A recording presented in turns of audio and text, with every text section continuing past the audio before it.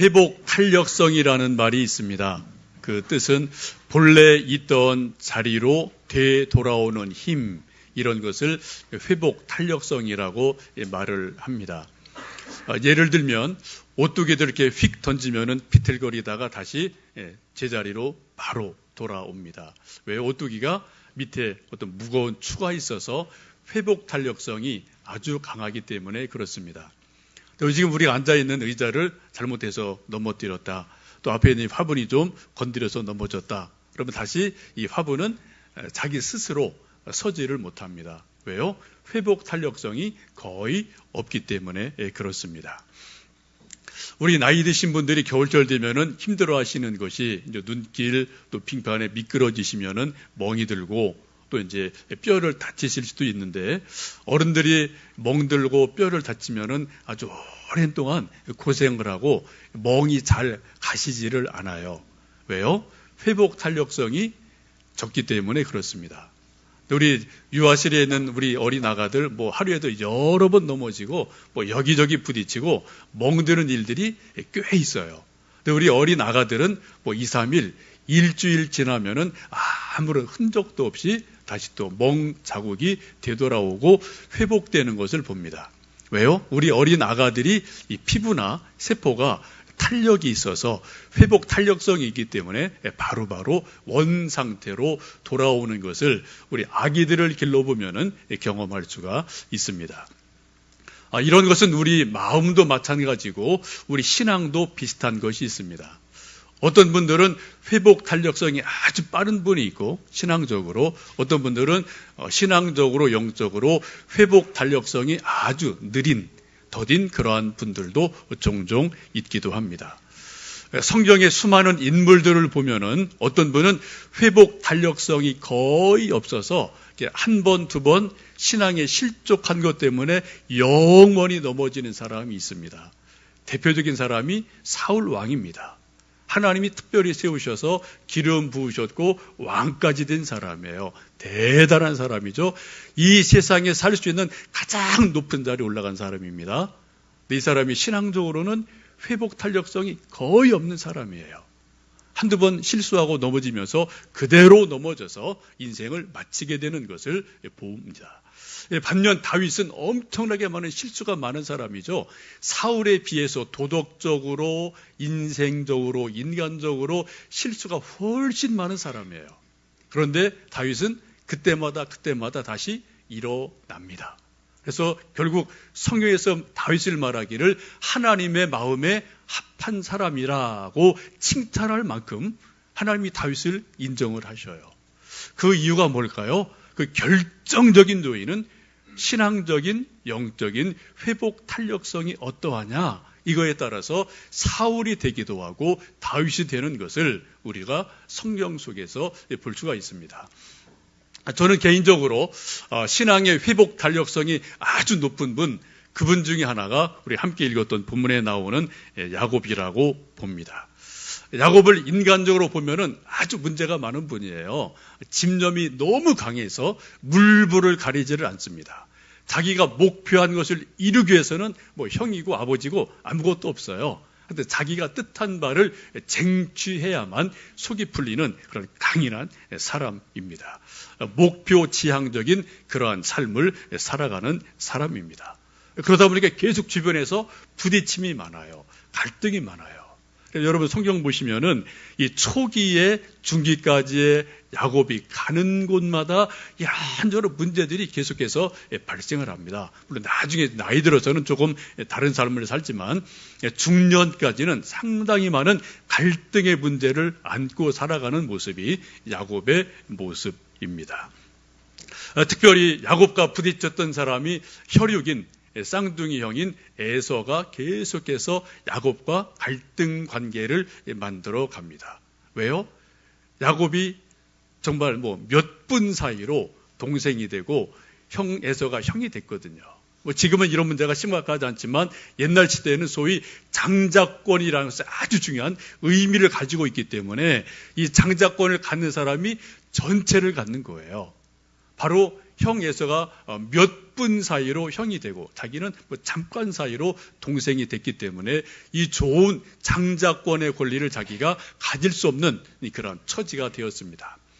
얼마나 장자권에 대한 그러한 갈망이 있었는지 성경은 말씀하기를 야곱이 형의 발 뒤꿈치를 잡고 나왔다라고 말하는 것을 보면은 태중에서부터 야곱이라는 사람이 보통 사람이 아닌 것을 성경은 우리에게 말씀을 합니다.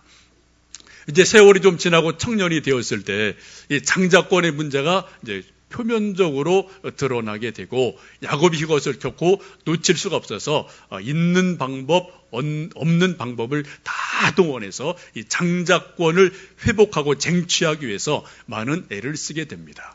그것이 가장 우리가 잘 아는 소위 팥죽 사건이 그러한 사건의 결정체가 됩니다. 어느 날 형이 사냥을 갔다가 배고프게 돌아오는 것을 보고 기미를 보고 팥죽을 싹 끓여서 코에 냄새를 살살 피우고요. 그리고 꼬르륵꼬르륵 소리 나는 형에게 팥죽을 내밀면서 형 드시오. 대신 조건이 있어. 뭐니? 장자권을 좀 나한테 살짝 넘겨주세요.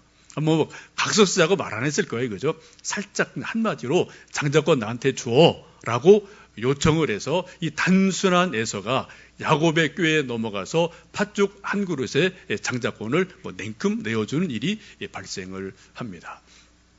요즘 우리 기업 사회에서 이제 문제가 되는 것이 소위 적대적 기업 인수 합병이라는 M&A라는 것이 있는데 인류 역사상 가장 적대적인 기업 인수 합병을 한 사람이 누구냐? 야곱이에요.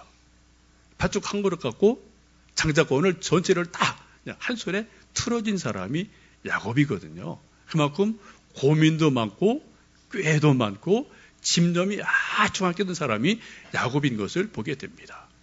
나중에 이제 형이 이걸 나중에 깨닫게 되죠. 아, 이게 정말 심각한 문제구나 라는 것을 나중에 알자면 이미 때는 지나간 그런 상황이 되고 맙니다. 또 눈이 멀어서 나이가 드신 아버지에게 머리를 갖다 놓으면서 아버지 손을 얹어서 자기가 축복 기도를 받음으로 이제 아버지의 축복 기도를 받음으로 장자권을 공식화시키는 그러한 아주 디테일까지 뛰어난 사람이 야곱인 것을 우리는 성경 속에서 봅니다. 언뜻 보기에 야곱은 자기가 뜻한 바를 이루었습니다. 장자권을 명분도 얻었고 아버지에게 공인도 받았어요. 자기가 장자가 됐습니다.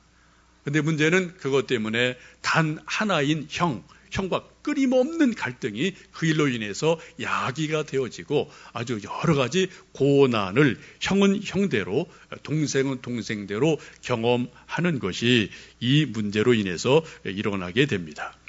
아무리 착한 형이라도 자기를 속이고 아버지를 속이고 장자권을 빼앗아간 동생에 대해서 그냥 있을 수가 없게 되죠. 그래 결국은 이 분노한 형이 야곱에 대해서 여러 가지 고민하면서 마음 아파하는 모습을 성경 속에서 봅니다.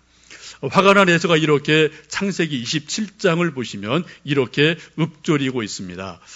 에서가 야곱을 미워하여 심중에 이르기를 아버지를 곡할 때가 가까웠은즉 내가 내 아우를 야곱을 죽이리라 라고 심중에 결심을 해요. 늦게 깨달아 보니까 이게 보통 일이 아니거든요. 그래서 내가 내 아우를 반드시 죽이리라. 언제요? 지금 아버지 살아계시니까 아직 아버지 눈치 때문에 손은 못 대요. 그런데 아버지가 돌아가시면 곡할 때가 가까웠으니 아버지 장사 치르면 곧 그 다음 순서는 야곱이다라고 마음에 결심을 하고 심중에 작정을 하게 됩니다. 이 이야기를 어머니가 이야기하는 것을 언뜻 듣고 어머니 리브가가 큰 고민이 생기죠. 우리가 성경을 쭉 보시면은 야곱은 아주 꾀돌이로 소개가 돼요. 아주 디테일한 게 아주 강한 사람으로 소개가 됩니다. 내서는 비교적 단순한 사람 같아요.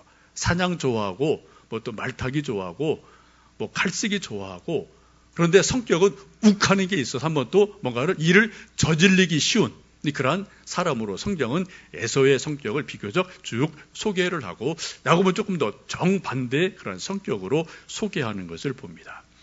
어머니가 에서의 말을 듣고 이거 정말 큰일 나겠다 싶은 생각이 크게 들어서 이제 둘 사이를 아무리 화해하려고 애를 썼겠지만 그것이 잘 되지를 않게 됩니다.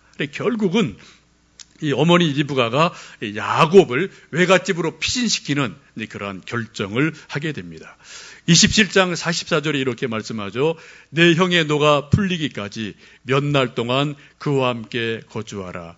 내 형의 분노가 풀려 내가 자기에게 행한 것을 잊어버리거든 내가 곧 사람을 보내어 너를 거기서 불러오리라.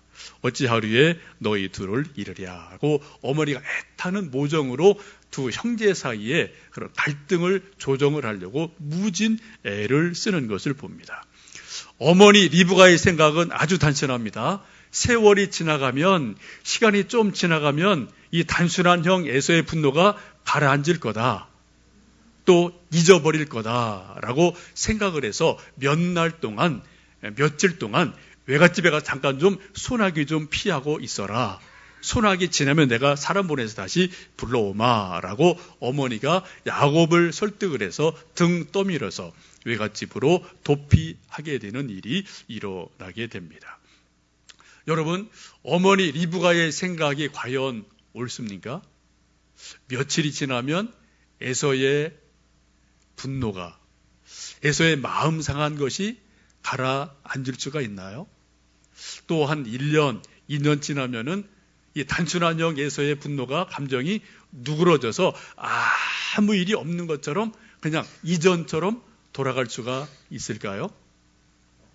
우리가 다 경험하는 바지만 그게 말처럼 그렇게 쉽지 않다는 것을 우리 모두는 경험적으로 다 알고 있습니다. 옛날 가수 송대관 씨가 불렀던 옛날 노래 중에 세월이 약이겠지요.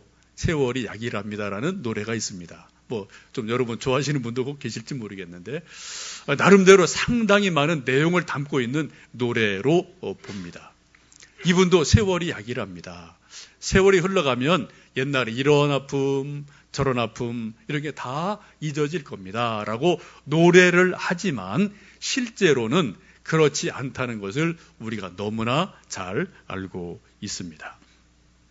혹시 여러분 개인적으로 우리가 다 감정의 존재고 또 이런저런 인생을 살다 보면 부딪힘이 누구나 있게 마련인데 이런 인생의 부딪힘, 감정의 문제들이 세월이 1년이 지나고 5년이 지나고 10년이 지나서 아무 일이 없는 것 같은 그러한 상태로 그 사람을 만나고 그 일을 돌아볼 수 있는 그러한 여유로움이 여러분 있으십니까? 이게 말처럼 쉽지가 않아요. 그런 감정의 회복을 원형 그대로 있는 그대로 만들어갈 수 있는 사람은 제가 볼 때는 정말 신앙이 아주 성숙한 사람, 하나님의 특별한 은혜를 받은 정말 소수의 몇 사람, 이런 사람 이외에는 거의 이것이 되지 않는 것을 성경 속에서 보고 우리 일상생활 속에서 우리가 저나 여러분이 경험을 할 때가 참으로 많습니다. 세월이 지나가면 기억은 조금 희미해질지 모르지만 그러한 여러 가지 마음의 아픔들이 마음 깊은 곳으로 숨어 있다가 어떤 기회가 되면 그것이 또 분출해서 솟구치는 것을 우리가 종종 경험을 합니다. 어제 이제 저희 집안에 좀 일이 있어서 오랜만에 좀 고향을 다녀오고 어머님을 좀 뵙고 왔습니다. 저희 어머님, 여러분 어머님 다 그러시지만 되게 착한 분이에요. 정말 좋은 엄마입니다. 저에게는 딱 한 분밖에 없는 정말 좋은 엄마고 정말 법 없어도 사실 만한 정말 그런 좋은 분이에요. 내일 모레면 이제 연세도 거의 90이 되어 가십니다. 근데 제가 어머님한테 이런저런 얘기를 참 많이 들으며 자라왔는데 제가 나이 들고 20살 넘어서 몇 년 전까지도 반복해 들은 이야기 중에 하나가 할머니, 시어머니에 대한 섭섭함 이런 것들이 마음속에 있으시더라고요. 불 2개가 있다고 늘 말씀하셨어요. 자기 속에 뭔가 불덩어리가 있다. 평상시는 괜찮아요. 어떤 일이 딱 터지면은 이 마음속에 불이 막 올라와서 정말 너무 힘들어 하시는 거예요. 그렇게 착한 엄마가 그렇게 온유한 엄마가 막 힘들어하시고 막 괴로워하시는 그런 일들을 제가 본 적이 있고, 또 어머님이 그런 얘기를 또 하시니까 제가 기억을 하고, 그래서 그때 그런 거구나 라고 제가 또 이렇게 좀 연결이 된 그런 일들이 종종 있죠. 저희 어머님은 19살에 이제 저희 이시인문 중에 시집 오셔서 평생 동안 할아버지 할머니 이제 아버님이 이제 맞으셔서 다 모시고 사셨습니다. 저도 어릴 때 대가족이라 딱 지켜보고 다 같이 시골에서 자라왔습니다. 근데 그런 얘기를 하신 거 지금도 기억해요. 이게 형 낳고 3일 겨우 산간하다가 미역국 한 그릇 후루룩 먹고, 또 농촌이 워낙 바쁘니까 그냥 들로 산으로 부엌으로 빨래로 계속 일하셨다. 그때 할머니한테 너무 섭섭하다. 또 시어머니가 당연히 어머니가 며느리한테 이래라 저래라 그건 당연하게 말하는 건 어디나 다 있는 거죠. 근데 그때 하셨던 수많은 말들이 저희 어머님에게는 가시처럼 박혀 있는 것들이 참 많이 있는 것을 제가 언뜻 이야기를 들으면서 느낄 때가 있었습니다. 할아버지, 시아버지에 대해서 그런 마음이 왜 없으셨겠어요? 저희 할아버지도 진짜 좋은 분이에요. 우리 손자들한테는 그만한 분이 없을 정도로 정말 좋은 분이지만, 그러나 며느리한테는 결코 좋은 분이 아니라는 것을 제가 어머니를 통해서 이제 보게 되죠. 근데 저희 할아버지가 어느 날 연세 많으시고, 그럴 때 이제 어머님이 아침상을 준비해서 할아버지 할머니 이제 방에 넣어드렸을 때, 근데 밥상을 받은 할아버지가 그런 말씀을 하시더랍니다. 얘야, 고맙다. 얘야, 수고했다. 이런 얘기를 평생 안 하시는 분이 갑자기 그런 말을 하셔갖고, 저희 어머님이 이게 왜 그러시지? 그런 의문을 가지고 얼마간 지나시다 그런 말씀을 하고 일주일 정도 있다가 할아버지가 돌아가셨어요. 근데 어머니 말씀이 그렇습니다. 할아버지가 그때 얘야 고맙다, 얘야 수고했다 했다는 그 두 마디가 수십 년 동안 시아버지한테 받았던 이런저런 말들, 마음의 섭섭함들이 싹 녹았다. 할아버지한테는 감정 없어요, 어머니가요. 그런데 안타깝게도 저희 할머니와는 그런 기회를 갖지를 못했습니다. 그래도 어머니가 말씀하니까 제가 아는 거예요. 제가 두 분과 이걸 어떻게 알겠습니까? 안타깝게도 시어머니와는 그러한 화해의 시간을 갖지 못하고 그냥 할머니가 돌아가셨어요. 지금도 내일 모레면 90이 되시는 저희 어머님, 정말 착한 어머니인데 마음속에 불이 있어요. 마음의 아픔이 있고 감정 상한 것이 지금도 있음을, 근데 힘이 없어서 말을 많이 못 하시는데 그래도 가끔 옛날 이야기를 하실 때가 있어요. 보면은 그런 거구나 이렇게 제가 좀 들은 게 많으니까 느낄 때가 있죠. 여러분, 저희 할머니 할아버지 늦게 믿으셨지만 구원의 확신 분명하게 있는 분입니다. 저랑 형이랑 우리 손자들이 열심히 전도하고 말씀 전하고 또 맛있는 거 사드리고 설득하고 이렇게 해서 하여튼 구원의 확신에 대해서 제가 분명히 알아요. 저도 10번 이상 말씀드리고 기도하고 하기라고 했으니까. 여러분, 구원 받는 것과 감정의 문제는 별개의 문제입니다. 우리 모두 다 구원받은 사람들이에요. 구원받은 천국의 백성이지만 그럼에도 불구하고 우리가 이 땅을 사는 동안 수많은 감정의 문제 우리는 부딪히게 살 마련이거든요. 이것은 전혀 별개의 문제다. 이건 또 다르게 우리가 해결할 또 다른 과제이고 또 다른 숙제이고 또 다른 우리가 영적인 과제로 안고 가야 될 중요한 영적 성숙의 과제이다. 주제이라는 것을 함께 우리가 고민하지 않을 수가 없습니다. 여러분, 우리 여기 계신 좀 연세 높으신 시어머님들도 좀 몇 분 계신 것 같은데 제 어머니 경우를 보면은 며느리들은 역시 며느리고 또 시어머니는 역시 시어머니인 것 같아요. 우리 좀 며느님 드신 시어머님들 며느리들에게 정말 좋은 말씀, 마음에서 우러나는 그런 좋은 말씀 한두 마디 해주시면은 며느리들이 수십 년 쌓았던 그런 마음의 일들이 말 한마디로 이렇게 싹 녹는 그런 일이 저희 어머님에게 있더라고요. 하여튼 그런 일들이 우리 가정에 있으셨으면 좋겠습니다.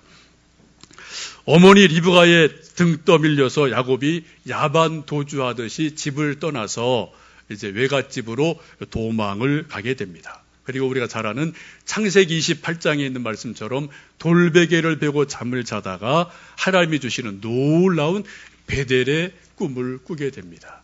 하나님의 은혜를 경험하게 됩니다. 그리고 하나님 앞에 서원을 하죠. 하나님, 내가 이곳에 베델, 하나님의 집을 짓겠습니다. 지금 빈손으로 도망가고 있습니다. 하나님 주시는 모든 것의 11조를 하나님 주신 것을 알고 하나님께 드리겠습니다. 라고 신앙 고백을 하고 서원을 하고 외갓집으로 가서 20년간의 이제 처가살이를 쭉 하다가 우리가 너무나 잘 아는 또 이제 약복강으로 돌아오면서 약복강의 기도가 야곱에게 일어나게 됩니다. 제가 늘 말씀드리는 것처럼 기도가 뭐냐? 저는 기도를 창세기 32장 약복강의 기도에 보면은 4가지 의미가 있습니다. 첫 번째 기도는 우리 기도 응답 받기 위해서 우리는 기도를 합니다. 기도 응답을 전제하지 않는 기도는 기도가 아니죠. 우리 기도 제목이 무엇이든 간에 이거든 저거든 개인적인 것이든 자녀의 문제든 나라 일이든 교회 일이든 우리 모두는 어떤 문제들이 나름대로 있기 마련이고 그래서 우리는 하나님 이 문제 좀 해결해 주세요. 내 힘이 없습니다. 힘을 주세요.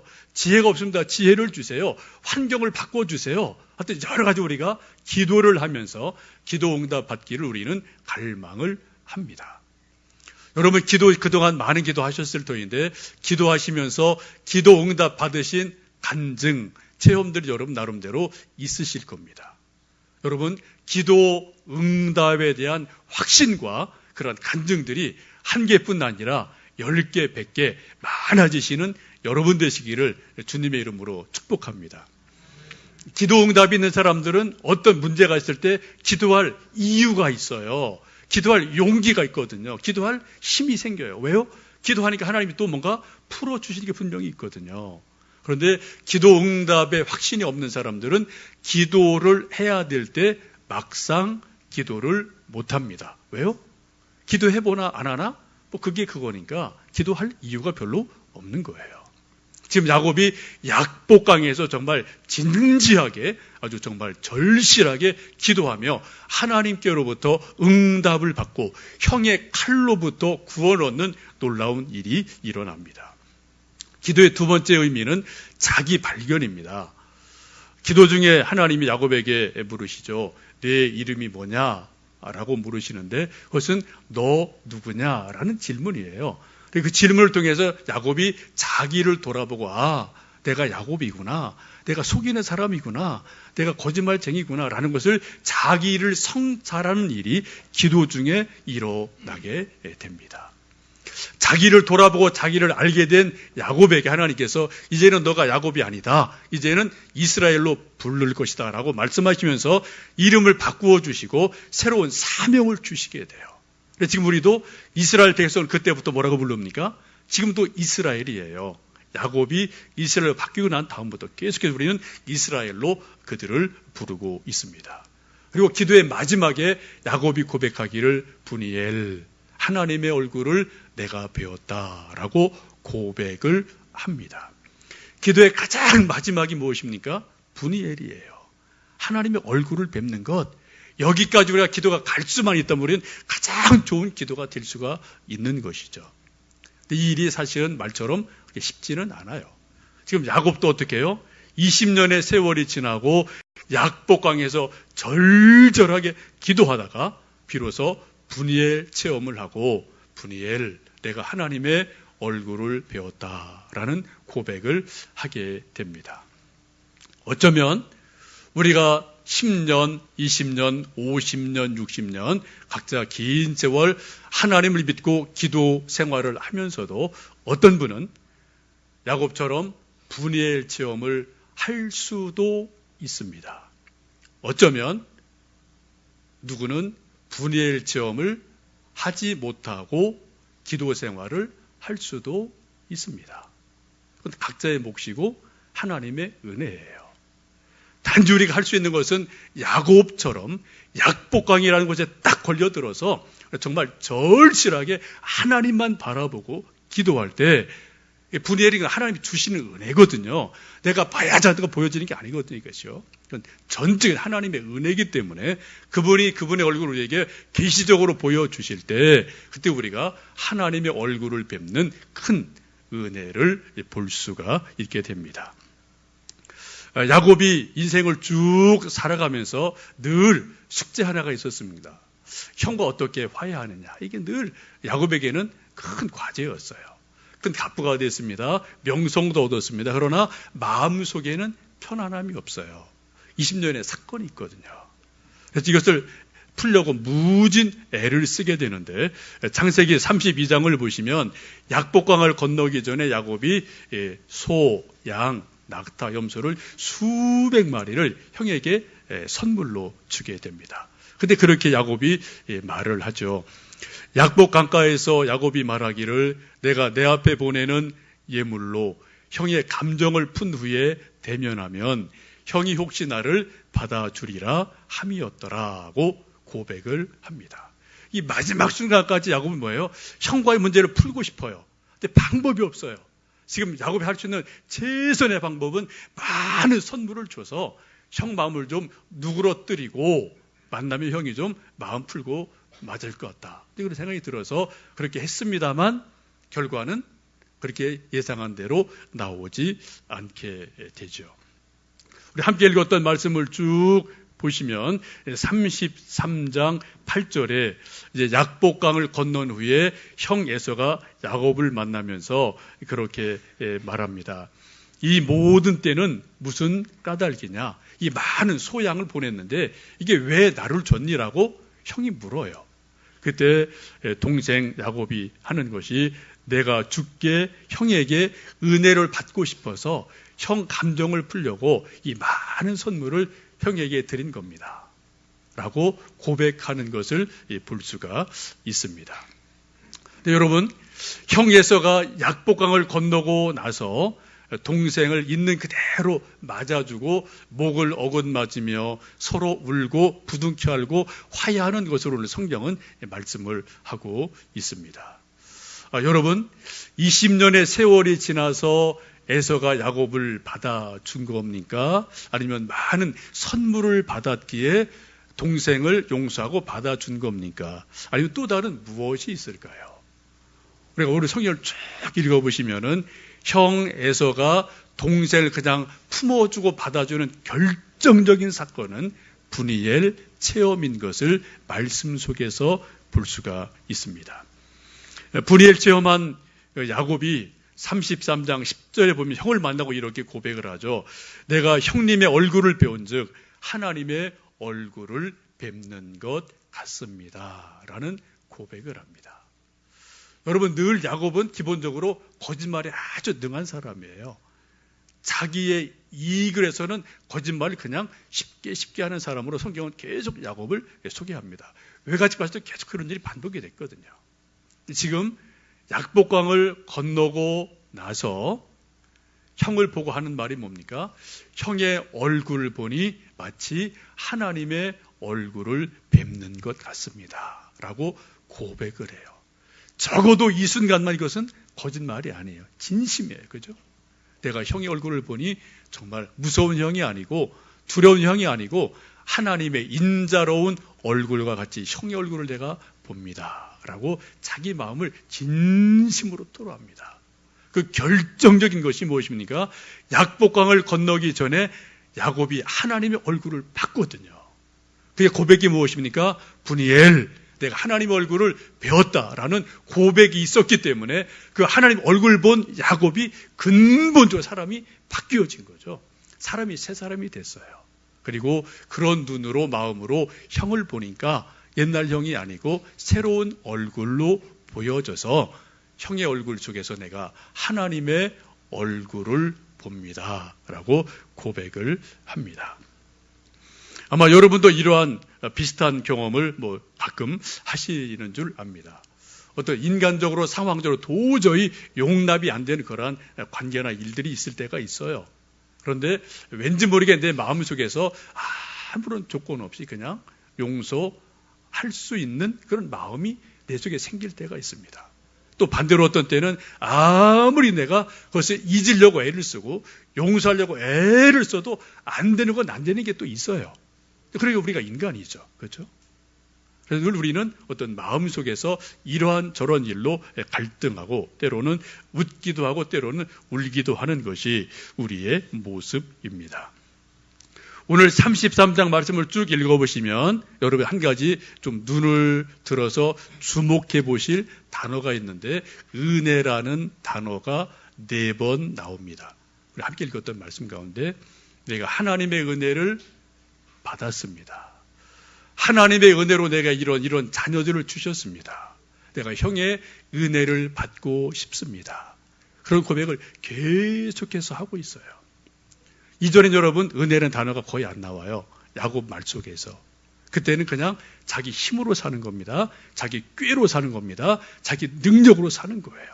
근데 분이엘 체험을 하고 나자 야곱이 하는 말이 하나님의 은혜로 살고 싶습니다. 내가 하나님의 은혜를 받았습니다. 내가 그 은혜 받은 것 때문에 형한테도 은혜를 받고 싶습니다라는 은혜라는 말들이 계속해서 나오게 됩니다. 여러분 우리 신앙생활의 가장 중요한 핵심적인 그런 주제가 뭡니까? 은혜예요. 은혜. 우리 구원받은 것도 하나님의 은혜로 구원받았습니다. 내가 노력한 거 아니에요. 그죠? 우리가 물론 애를 썼지만 결정적으로 하나님의 은혜가 우리에게 임해서 우리가 구원을 받았습니다. 오늘 우리가 이 추운 날, 이 자리에 여러분 여기 앉아 계신 이유가 뭡니까? 우리 믿음이 강해서 오케이.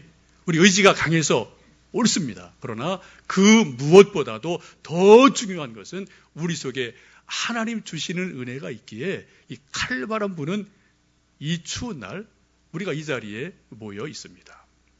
특별히 오늘 감사한 것은 제가 전에 교회에 있을 때 이제 찬양대 이렇게 담당하는 그런 게 있어요. 부목사들이.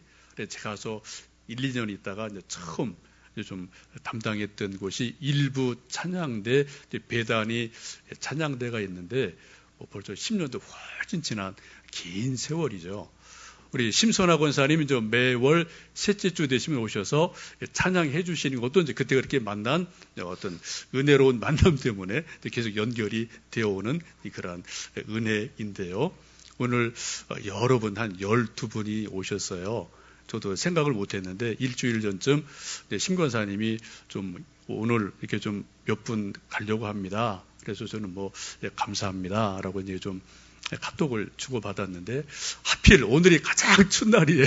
그래서 먼 길 오셔서 감사하기도 하고 반갑기도 한데 이것도 저는 하나님의 은혜라고 생각을 합니다. 여러분 우리가 인생을 살면서 하나님의 은혜 없이는 이 세상에서 살아갈 존재가 아무도 없어요. 내 힘으로 우리가 버티고 이긴들 우리가 얼마나 버틸 수 있고 얼마나 이겨낼 수가 있겠습니까? 이거는 세상의 힘도 마찬가지고 무엇보다 마음의 문제는 더욱더 그러하죠. 감정 문제는 더욱더 그러하죠. 그러니까 아무리 애를 쓰고 수고를 해본들 우리 마음이 내 마음대로 안 되는 게 인생이잖아요. 내 감정이 내 감정대로 안 되는 게 내 인생이잖아요. 야곱도 그러한 처지에 있었고 에스도 그러한 처지를 20년간을 끌고 간 문제가 있었어요. 그런데 바로 약복강에서 하나님께 절실하게 기도하고 분이엘 하나님의 얼굴을 뵙자 그러자 야곱의 마음이 변하고 에서를 하나님이 풀어주셔서 다시 화해하게 하시는 놀라운 은혜가 임하는 것을 봅니다.